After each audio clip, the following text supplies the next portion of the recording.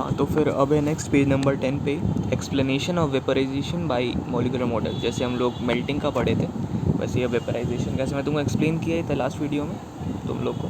अब इसमें देखते हैं। In a liquid the molecules move in all direction but within the boundary of the container. जैसे पहले पढ़े हम लोग। They exert small force of attraction on each other. Molecular attraction intermolecular force थोड़ा कम होता है as compare to solid. They have low kinetic energy as compare to gases. They have low kinetic energy, ठीक है, as compare to gases.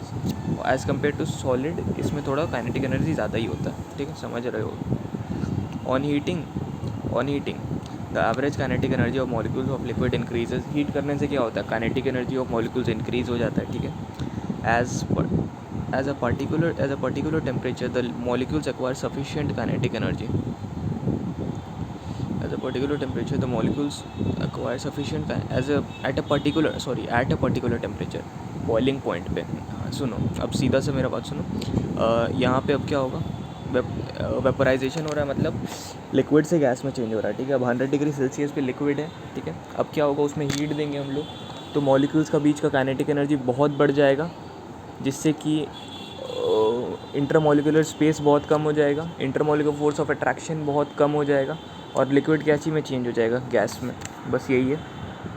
Next देख लेते हैं यहाँ पे, to overcome the force of attraction. और ये जो हीट यूज़ होता है ये टेम्परेचर बढ़ाने में नहीं, ये एक लाइन याद कर लो, ये यूज़ होता है to overcome the forces of attraction between themselves, overcome the force of attraction between the molecules and they become free to leave the liquid surface.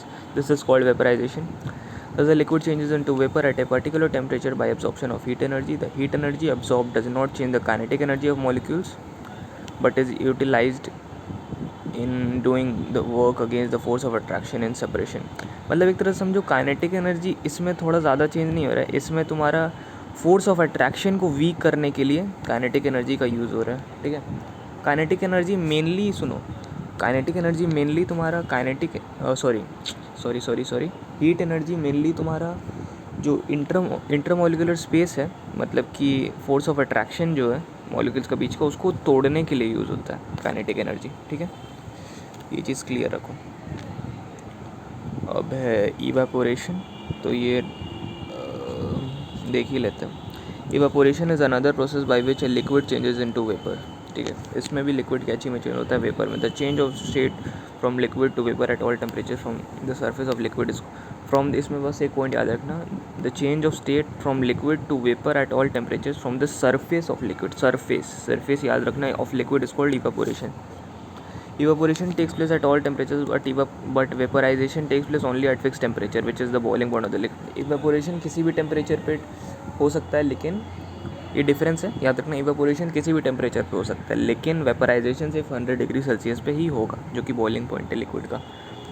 Evaporation is slow and gradual process, whereas vaporization is rapid and violent process. Evaporation धीरे धीरे होता है और vaporisation बहुत तेज़ी से होता है, क्योंकि लिक्विड ऑलरेडी 100 डिग्री पर रहता है ना, तो इसलिए ऑलरेडी फोर्स ऑफ अट्रैक्शन जो मॉलिक्यूल्स के बीच रहता है वो बहुत लो रहता है. Evaporation takes place only at the surface of liquid, where as vaporization takes place over the entire liquid. Evaporation सिर्फ सरफेस ऑफ लिक्विड पे होता है, सिर्फ सरफेस ऑफ लिक्विड से भाप बनते जाता है, जबकि वेपराइजेशन पूरे लिक्विड से गैस बनते रहता है. Evaporation has cooling effect but vaporization does not produce cooling. Evaporation से कूलिंग होता है, लेकिन वेपराइजेशन से वैसा कुछ नहीं होता, बस गैस में कन्वर्ट होता है. अब एक्टिविटी स्किप करते हैं और नेक्स्ट वीडियो में हम लोग रेट ऑफ इवेपोरेशन ये सब पढ़ते हैं.